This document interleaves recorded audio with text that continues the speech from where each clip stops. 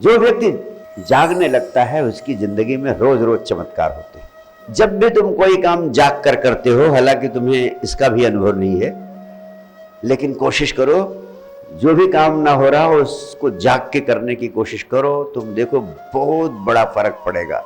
कहते हैं एक गांव में नाटक होने जा रहा था, उस नाटक का एक पात्र किन्हीं परिस्थितियों में नाटक के समय पर पहुंच नहीं सका। अब वहां बड़ा तनाव पैदा हो गया कि उस रोल को कौन करेगा, कैसे करेगा।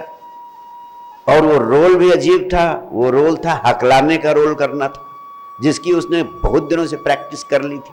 हकलाने वाले आदमी का रोल करना था और उसके लिए बड़ी प्रैक्टिस की जरूरत थी।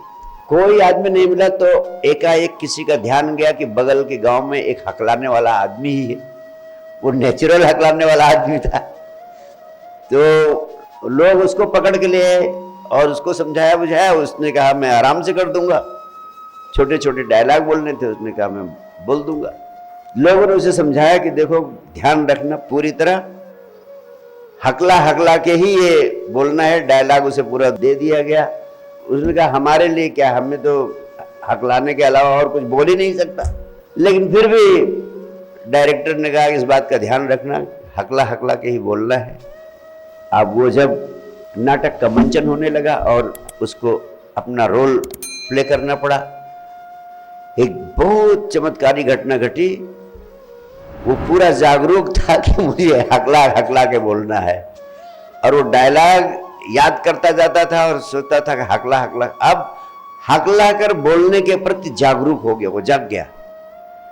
और जब उसने डायलॉग बोलना शुरू किया तो हकलाना संभव ही नहीं हो पाया और वो बोलने लगा, नॉर्मल ढंग से बात करने लगा। क्यों? क्योंकि अब हकला कर बोलना है, इस बारे में वो जागरूक हो गया, उसका होश उधर चला गया और होश गया तो हकलाना अपने आप बंद हो गया। वो हकलाने की यांत्रिक आदत जो थी, मैकेनिकल हैबिट जो थी उसकी, वो टूट गई। तो जो भी आपकी यांत्रिक आदतें हैं, हर आदमी ने अपनी तमाम सारी यांत्रिक मैकेनिकल हैबिट्स पैदा कर ली। उनसे मुक्त होने का एक ही उपाय है कि तुम उन पर गौर करो, उनके प्रति जागरूक हो जाओ। मनोवैज्ञानिकों ने बड़े अद्भुत प्रयोग किए हैं जागरूक होने पर, फोकस पर, अटेंशन पर। एक प्रोफेसर निरंतर इस बात से दुखी और शर्मिंदा रहता था कि उसकी चाल स्त्रियों जैसी थी। चलता था तो जैसे स्त्रियां चलती हैं। अब सब हंसी का पात्र था पूरे विश्वविद्यालय में और बहुत कोशिश की कि वो पुरुषों की तरह चले।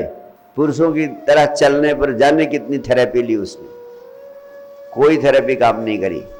किसी सदगुरु ने उसे राय दी कि मेरी मानो तो तुम पुरुषों की तरह चलने की कोशिश कर करके 25 साल से देख चुके हो, सफल नहीं हुए। अब तुम स्त्रियों की तरह चलने की कोशिश करो। तुम अपने दिल दिमाग में यही संकल्प रखो कि अब तुम स्त्रियों की तरह चलोगे। और जब उसने स्त्रियों की तरह चलने की कोशिश की तब वो स्त्रियों की तरह चल ही नहीं पाया, क्योंकि मैकेनिकल हैबिट उसकी टूट गई।